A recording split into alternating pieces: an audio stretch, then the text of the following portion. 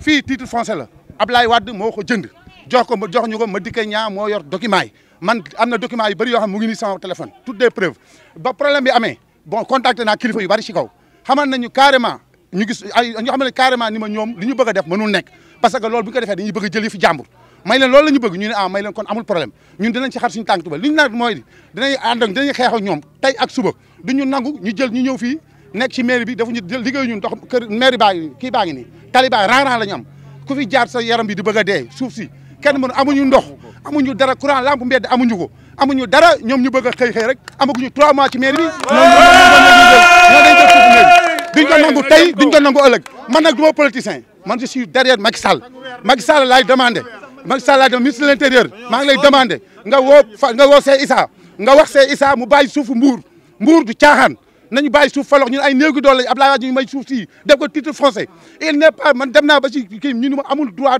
suuf si moomu ko titre foncier la kon moom amul droit na dem suuf si mu moom suufu mbuur dafa am lu mu fekkoon mairie bii nga xam ne moo fi jógee liggéey ko bi mu ko liggéeyee ba pare ànd koog ñi mu ko war a àndal liggéey ci ba pare tombeek élection yegsi li ñu waroon na yeggale am lu des ñu jàpp ne bu mairie bii ñëwee dana ko war a mën a yeggale pour jox ko population bi parce que population bi ñoom lañ fi nekkal ñun. bu fekkee ne dama ne li fi équipe bi defoon ñoom lii lan moo tax ñu tànn falox ne li waa équipe bu falo équipe bu fi nekk li mu defoon loolu dañ koy teg nële dama ne kon nañ ko déparé ci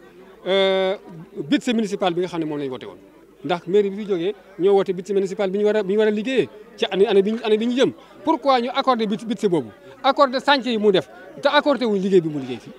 fan lañ ko teg kon am na lu ñu bëgg lu ñu waxul. li ñu bëgg mooy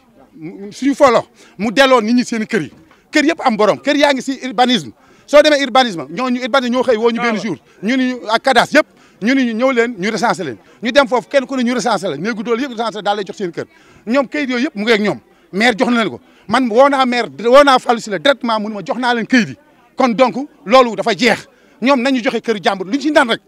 ñun ak ñoom dañ jàkkaarloo ak ñoom tey ak suba suñu bakkeen yi lañ ci teg bu dee waree nañu dee bu dugg war nañu dund. oui waxaguñu ñu leer te ñun lu leer la ñu bëgg ñu wax ñu ko te déggaguñu fi lu leer boo gisee population bi taxaw di réclamer li ñuy réclamer mooy dañ ñoo waxagul lu leer dañuy recensé rek la ñuy wax dañuy recensement bi bu ñu paree fan lañ ko jëmee ak kan moo leen ko sant ak lu ñu koy parce que dañoo fekkoon liggéeykat yi liggéey li ñu war a liggéey ba pare te li ñuy liggéey teg ko fi ñu ko war a teg parce que ànd nañ ko ak ñu ko war a àndal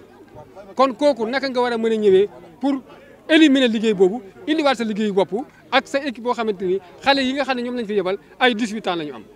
18 ans amuñu benn compétence bi ñu ñëwee fekk nañ ay kilifa toog di leen xaar au lieu ñu ñëw jox leen cër nuyu leen waxtaan ak ñoom déedéet dañoo ñëw taxaw fële di def seen programme loo xamante ne nii dugaluñ ci ma Samba dugaluñ ci ma Demba loolu nag lañ bëgg di ko dénoncer président de la république yëg ko kilifa di yëpp yëg ko kilifa diine yëg ko xam ne lii waa Falox d'accorduñ ci tey d'accorduñ ci te ëllëg te bu ëllëgee tamit bu ñëwaatee lu mel nii la ñuy def ñun tamit d'accorduñ ci tey wasalaamaaleykum